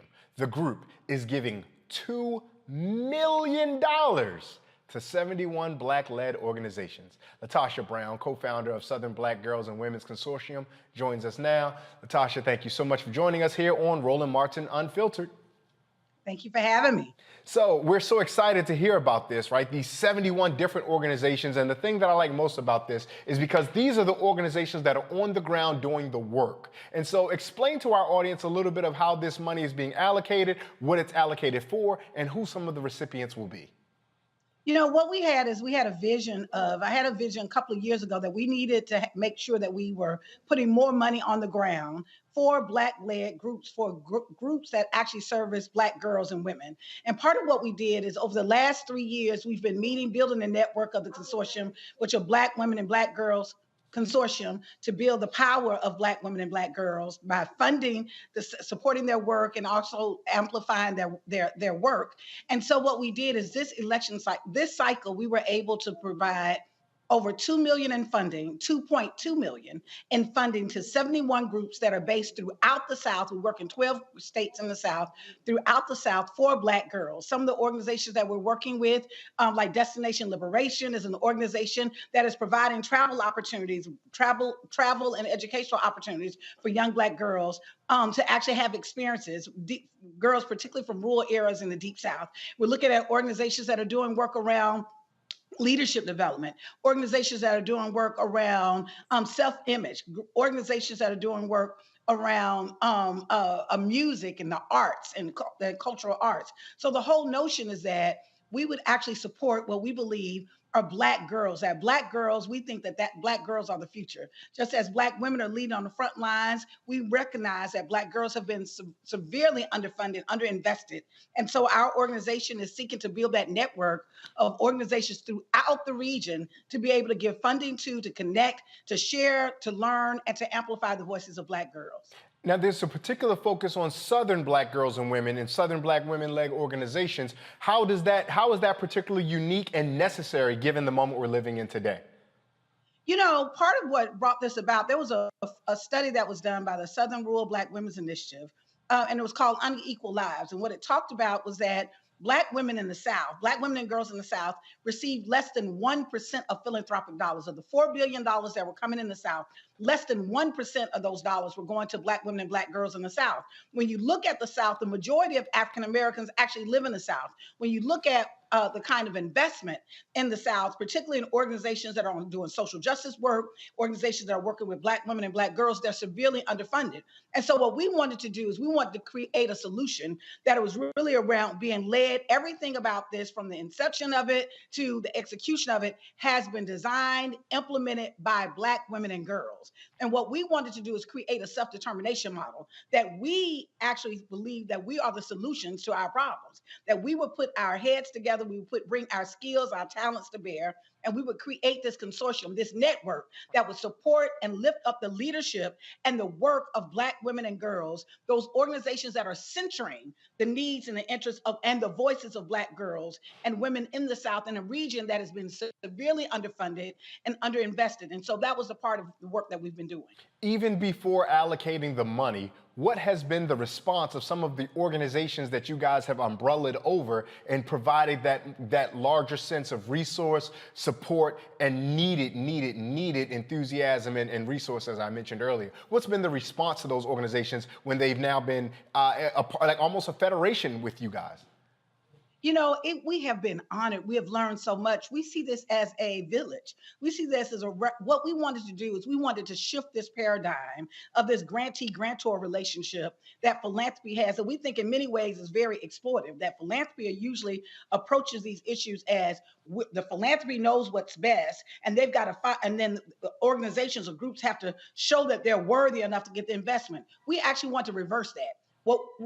What we wanted to do is to make sure that we were providing resources, but that we were co-thinking about it, that we set our priorities, not in a vacuum, not in an office in New York or Atlanta somewhere, but in community. So what we did is for almost 18 months, we went all around the region. We had convenings of listening sessions with Black girls and women, and we talked to Black girls. We had two questions. The first question was, what is a Black girl's dream? What is your dream? And the second thing is, what is needed to make that dream, to support that dream from manifesting, right? And so as a result, we created our programs. We have 4 funds. Our fund that we've launched that this comes out of is called the Black Girl Dream Fund. The whole purpose of this fund is to support the dreams and support an environment, those organizations that are working to have an environment so that Black girls, Southern Black girls' dreams can come true. Right. And so part of what we have been doing is building this relationship and this ecosystem that we're knowledge sharing.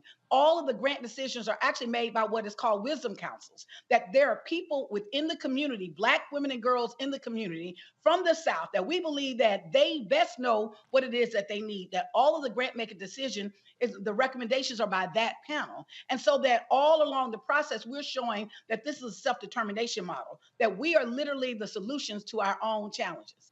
Latasha, that sounds wonderful, and it encourages me. It gets me to think about something that we say often, which is, what is the purpose of having Black folks in charge of things if they're just going to do it the same way that other folks were doing it before? So let you all being the grantors now, it sounds fantastic that you're having a democratic center-out approach as far as the top-down. Reminds me of one of my heroes, Ella Baker. Are you finding that the organizations that you're partnering with in the services they're providing to the girls and women in the communities they're in are also modeling that center-out approach as opposed to top-down?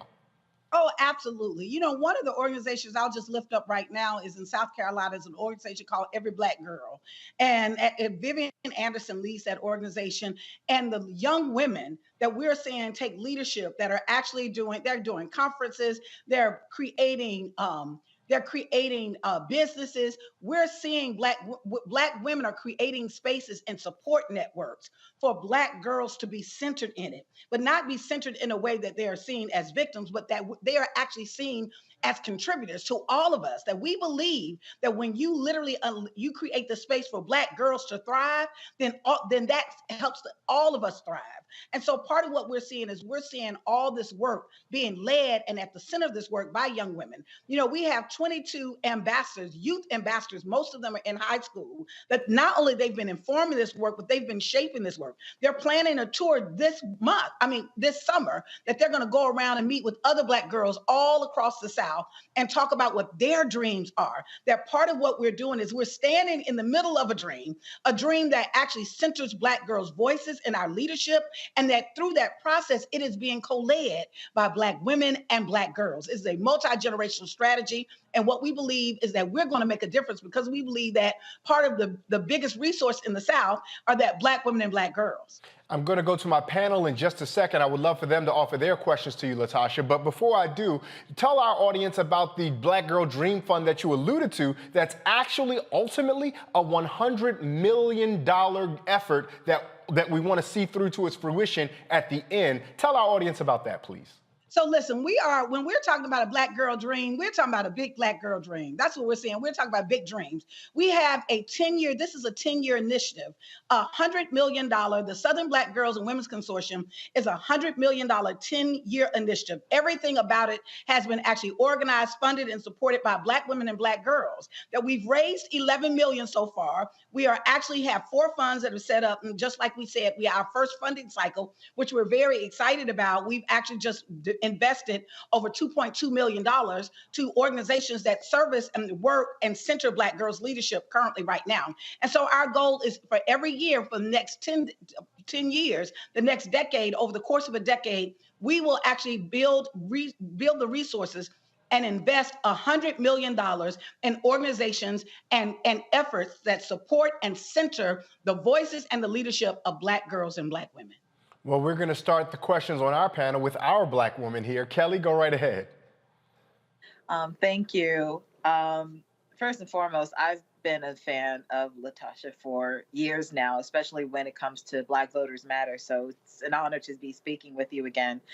My question for you regarding this initiative is, while I know that these organizations are vast in their missions and their causes in their respective states and communities, is there, outside of money, of course, is there a common dream or a common denominator that these Black girls, these Southern Black girls, want to see to fruition? And how has your organization, how has this fund helped propel those dreams?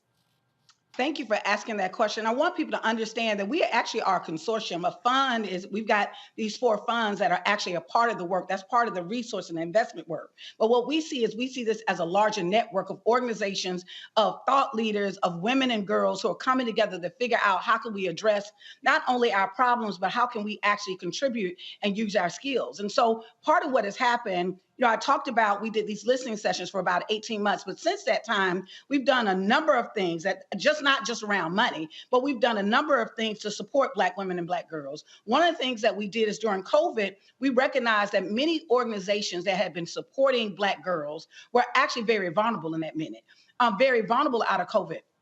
And that many of them, what we also saw, and we were hearing from our partners on the ground, that there was an increase in domestic violence. There was an increase in what people were going through at home. Home is not a safe place for many folks. And that girls were actually saying that they needed outlets, they needed space. Some of them were also talking about how they were depressed because of COVID. And so we created a special opportunity, which was to provide some support for those organizations that were on the front lines, that to be able in COVID, that some of this extra demand for them to actually support Black girls, that we would actually support them, not just connect them with resources, but also provide them with funding directly. In addition to that, we've also been developing leadership pipelines. We wanted to demonstrate that it's not just about centering, just objectifying girls, that we needed to create spaces that we can pour into Black girls. And so one of the things we had is we had a Black Girls Table Talk, where we literally brought experts in the subjects that Black girls decided that they wanted to learn more, whether it was around self-esteem, whether it's around how you develop a plan, how you even put together a business, all of those different elements. We had people like Anjanou Ellis, the actress Anjanou Ellis, to come up and talk about her journey, to be able to bring these young women with other Southern women who have actually broken barriers. In addition to that, one of the things that we did is we actually had a dream corps where there were 58 Black girls who said that they had a dream, and that in their dream, that they had a particular kind of goal as part of their long-term dream. They had a short-term goal of what they wanted to do. Some of them talked about what they felt, and where there was a common denominator is Black girls wanted to feel like they were seen, that they were seen in a way that they were respected and they were valued. Over and over and over again, that's what we heard, that they wanted to be respected, they wanted to be valued, they wanted their ideas to be supported.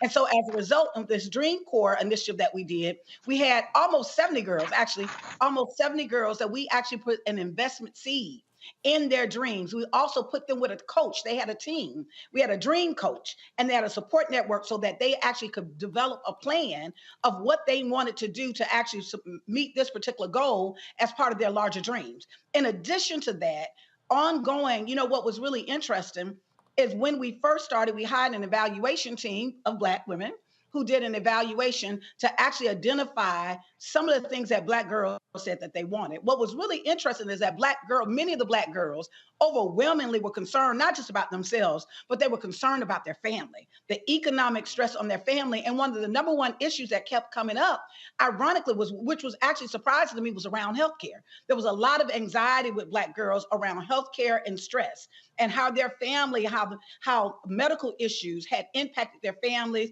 and had impacted them personally. And so another thing that kept coming up is they wanted expanded experiences. They wanted to be able to try new things. They wanted to be able to travel. And so those are some things that came up in our work. Absolutely. Michael, go ahead.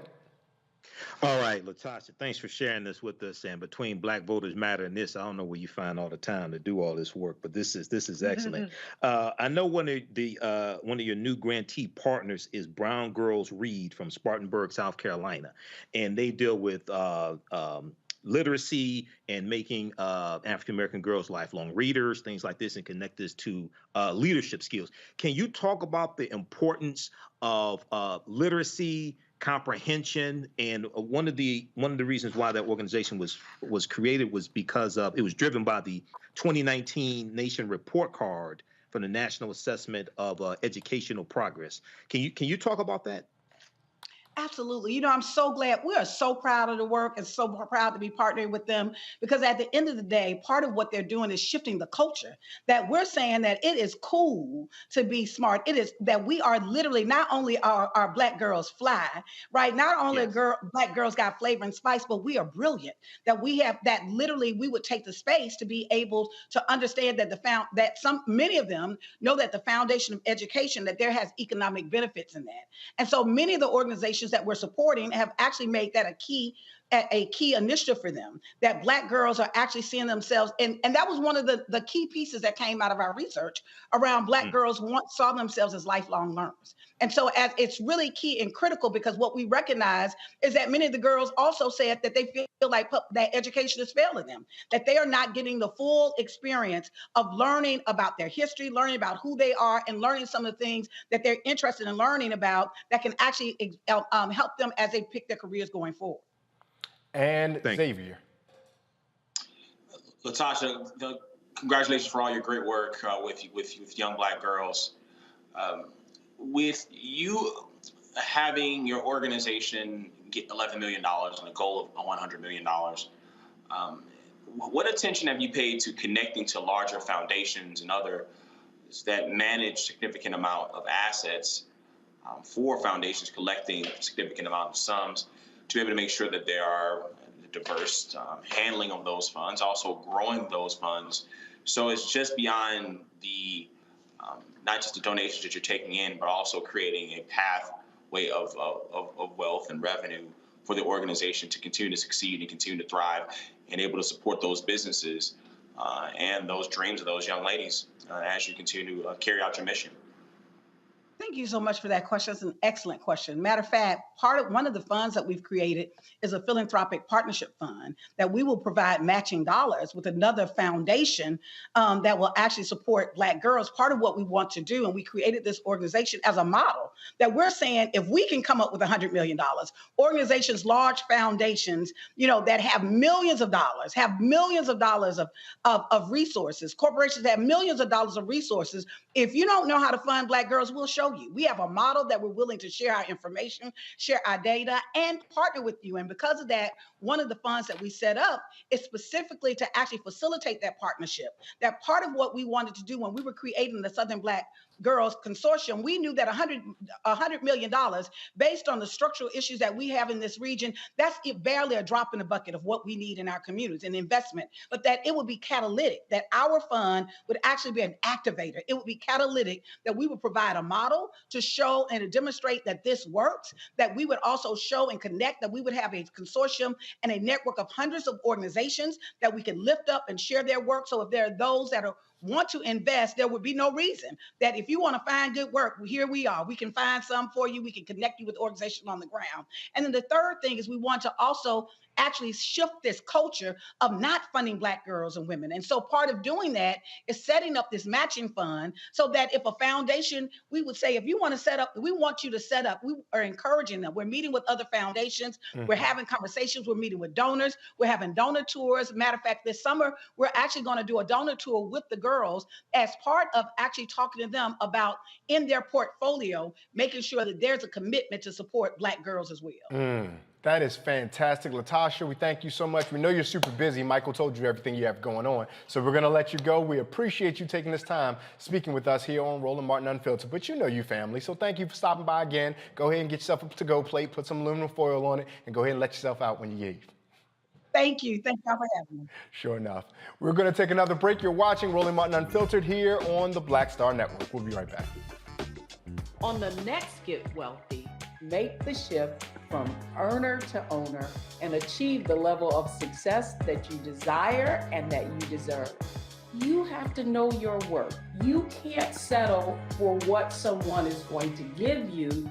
You've got to take ownership and be prepared to make some smart money moves. Oh my goodness, it's such a good feeling to achieve the goal that I set. If charity can do it, you can too. So watch Get Wealthy on the Black Star Network.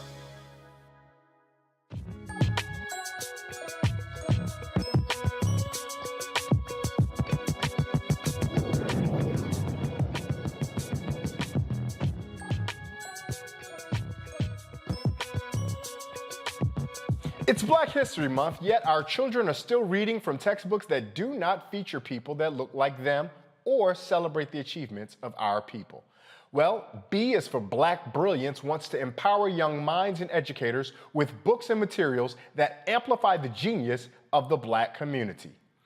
B is for Black Brilliance celebrates Black history and shines a light on the greatness in upcoming generations. Founder and CEO of Black Brilliance, Shauna Wells, joins me now. Shauna, thank you so much for making time. Tell us a little bit about the book and about what you hope it stimulates in young Black readers. Hey, thanks for having me. It's good to be here. Listen, the book is an agitation tool. It's an opportunity to have a conversation about Black brilliance, right? But it's just a book. And we cannot be confined to the pages of this book or, frankly, to Black History Month, right? We need to celebrate our brilliance 365 days a year, 12 months of the year, right? And so we hope that B is for Black Brilliance is an opportunity to start a conversation between students, between kids, between caregivers, and between their teachers to start talking about and reclaim the narrative of Blackness in this country. The reality is, this country wasn't built for us.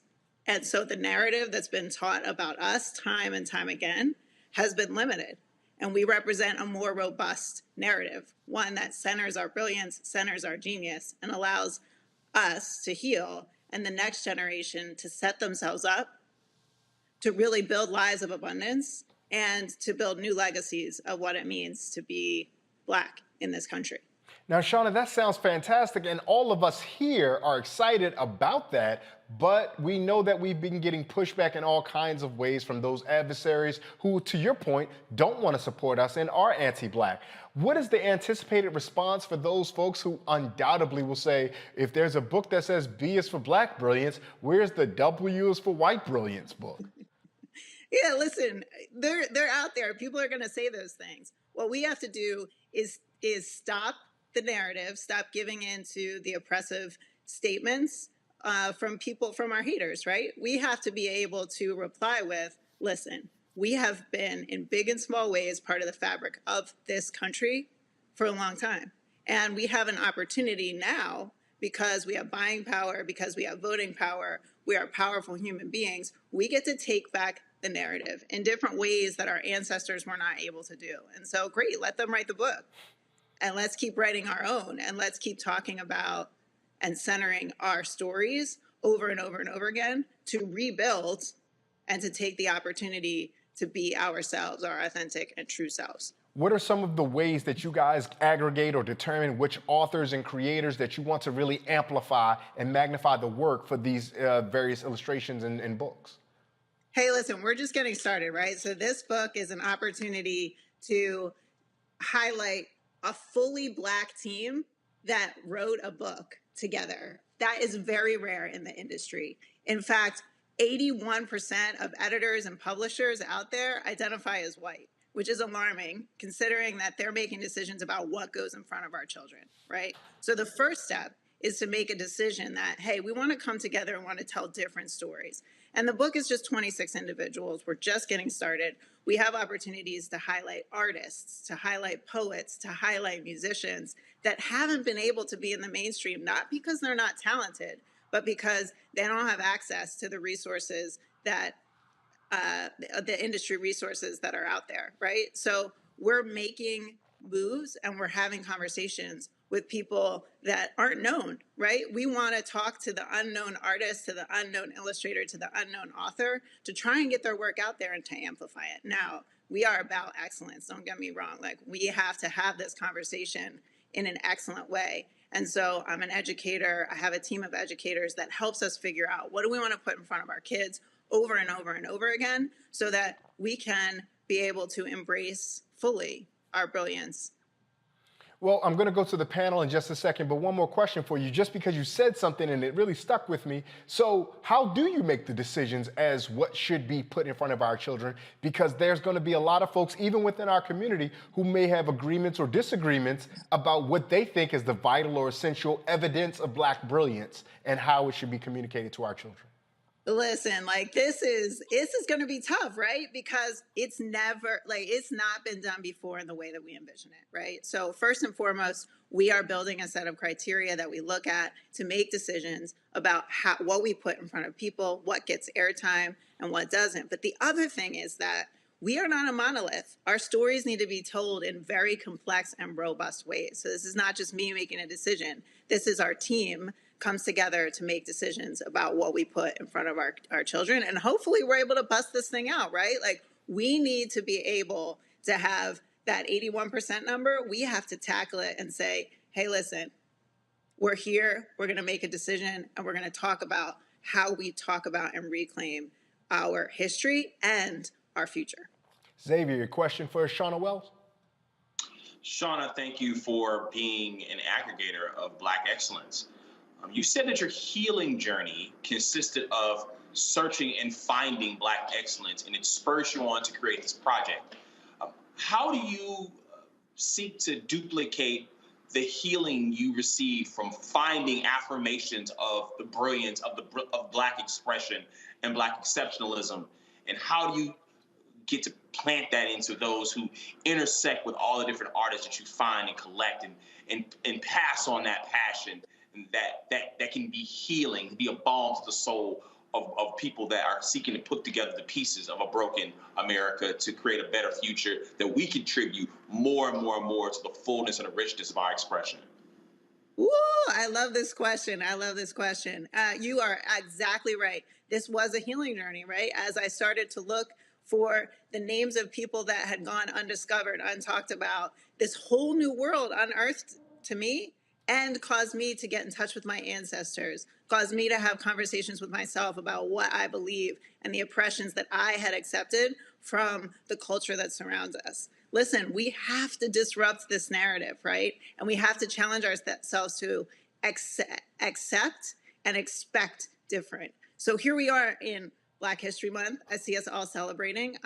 This is one of my favorite months of the year. But as I started to think about the term Black History Month, I said, nah, I'm not here for it. Like, we have to talk about Black Brilliance Month, and then we need to continue the conversation. And as Black people, as Black creators, we have to stop accepting that we are limited to 1 month or one shelf in a big box store, right? We have to start demanding and expecting that people will recognize our brilliance. So how do we continue to heal? We have conversations with one another. We start at a young age with our kids at 0, talking to them about how brilliant they are, how they can evolve the narrative that's been told, and how they can change and really dictate the future and have different seeds than we all had, right? This generation, it's our job to be activists on mindset, right? Not just in the streets, but on mindset, so that the next generation has the framework they need to build out their abundant lives. Michael. Yes. I'm sorry. I didn't want to step on you there, Xavier. My apologies. Michael, your question. All right. Hey, Shauna, this is great. B is for Black Brilliance. So in reading the article from medium.com, you talked about how you searched on Google. You did 197 searches. You were trying to find African-American inventors and things like this. And you kept coming up with the same 10 names from the Google search. OK, and can you talk about that process and how that search led to this book? Yeah, I can. So here's the thing, like, we all know the names that I found, right? Every Black History Month in schools, and when we talk about Black narratives, we talk about the same people over and over again. Deep respect to the struggle that our ancestors went through, right? And at the same time, we have to start looking for and acknowledging that there are other people out there. So what did that look like? Well, I had this big old Post-it note, right, that I had posted on my wall. And I started writing the names of people that I would find. And then I started talking about that with other Black individuals. Like, hey, have you heard of this person? Have you heard of this person? Have you heard of James West? You know, have we recognized Issa Rae for all of her contributions? And then people started adding to the list. So talk about healing from the last question, right? When you start to add to the list and realize that, hey, Blackness is an important part of my identity, and actually I can build out a robust list of people that have contributed in big and small ways to this country, then we're having a different conversation about who we are, what we've done, and who we're about. And Kelly, your question for Shauna Wells. Kelly?